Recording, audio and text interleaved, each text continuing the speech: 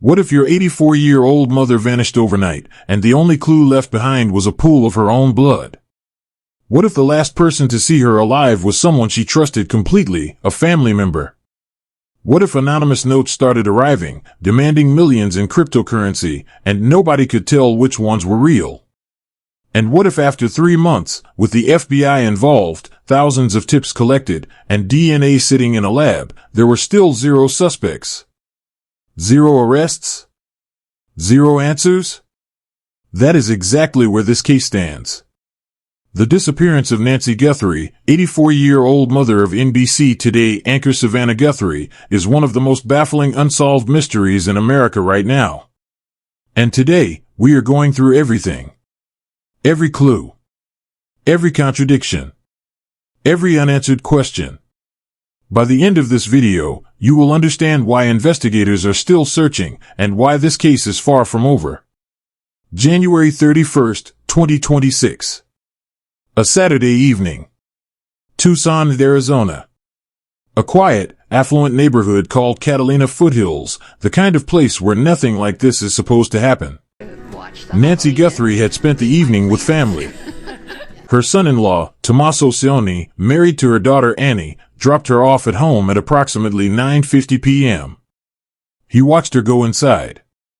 That was the last confirmed moment anyone saw her. The following morning, Nancy was due to help host a church live stream. She didn't show. A church member called the family. Relatives drove over, searched the house, and found nothing. No Nancy. But her phone was still there. Her wallet. Her keys. Everything a person takes when they leave voluntarily, left behind. The family called 911 just before noon. When deputies arrived, they found bloodstains, later confirmed through forensic testing to be Nancy's blood. This was not a confused elderly woman who wandered off. Something violent had happened inside that house. Sheriff Chris Nanos made it official: Nancy Guthrie had been kidnapped. Taken against her will.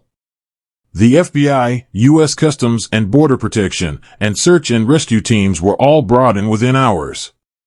Then investigators reviewed the doorbell camera footage, and what they found was bone-chilling. A figure. Masked. Gloved. Wearing a backpack.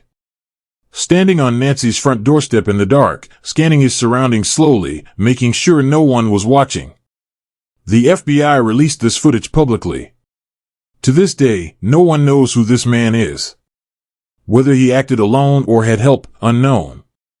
Whether he was a stranger or someone Nancy knew, unknown.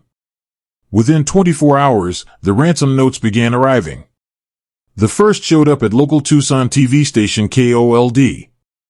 Then more, sent to news organizations, publications, and directly to the family. The demand: Bitcoin. Millions of dollars. Multiple deadlines were set. Multiple deadlines passed. On February 4th, Savannah appeared on social media alongside her siblings. The message was raw and calculated. She spoke directly to whoever had taken her mother, said the family was ready to talk, ready to listen. She asked for proof of life. 3 days later, on February 7th, another video. This time Savannah said, "We received your message, and we understand." It appeared, though never officially confirmed, that the family had received some form of authentic communication from the people holding Nancy. But here is the critical problem with the notes. Savannah said publicly that she believed most of them were fake. Only 2, she felt, were genuine. Law enforcement sources told media that at least 1 note contained details about Nancy's home that had never been made public, which meant someone who wrote it had actually been inside that house. The FBI still hasn't officially confirmed the legitimacy of any note. While genuine leads dried up, opportunists moved in. A man named Derek Colella was arrested, not for the kidnapping, but for sending fake ransom texts to Savannah Guthrie. Exploiting a family's worst nightmare for personal gain. A trial date has now been set for Colella. His case is entirely separate from the actual abduction. The real perpetrators remain unidentified. TMZ also reported receiving multiple letters, including one claiming the sender had seen Nancy in Mexico with her abductors, demanding Bitcoin in exchange for information. No verification. No confirmed results. The Guthrie family posted a $1 million reward for information leading to Nancy's safe return. Still, no solid public breakthrough. Behind the scenes, the forensic work has been significant. A private lab in Florida submitted DNA evidence, including a hair sample, to the FBI. More recently, a Northern California forensics lab connected to the Gilgo Beach serial killer case reportedly began assisting. That is elite-level forensic capability being brought in. Investigators clearly believe the biological evidence from Nancy's home could identify a suspect if the analysis delivers. DNA analysis takes time. And in this case, time has been brutal. Former FBI Assistant Director John Miller offered a theory that has shifted public thinking about this case. His view, the perpetrator was likely not a stranger. The crime required specific knowledge, Nancy's daily routine, her home layout, when she'd be alone, when she'd be vulnerable. That kind of information comes from proximity. From someone with access. In cases like this, investigators always start with the inner circle. Workers who had been inside the property. Neighbors. Acquaintances. Family contacts. Every person in Nancy's immediate orbit becomes part of the investigative picture. Which brings the timeline back to Tommaso Cioni. The last known person to see Nancy alive. To be absolutely clear, Cioni has not been named as a suspect. He has not been charged with anything. No public evidence points to him. But in every missing persons case, the last confirmed person to see the victim is a critical focal point in the timeline. Investigators would have questioned him at length.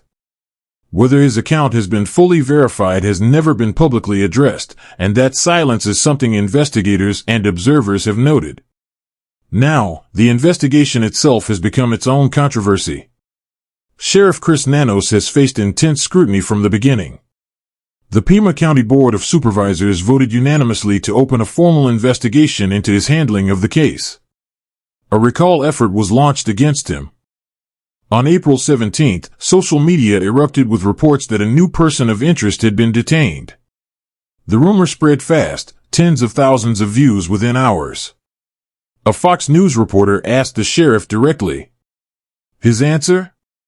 One word, nope. Nobody detained. No breakthrough. Just a viral rumor that collapsed the moment someone asked the obvious question. There was also the incident with another missing woman, 82-year-old Nancy Radakovich, who was found safe. When the sheriff's department posted about finding a missing woman named Nancy without using her last name, thousands of people thought it was Guthrie.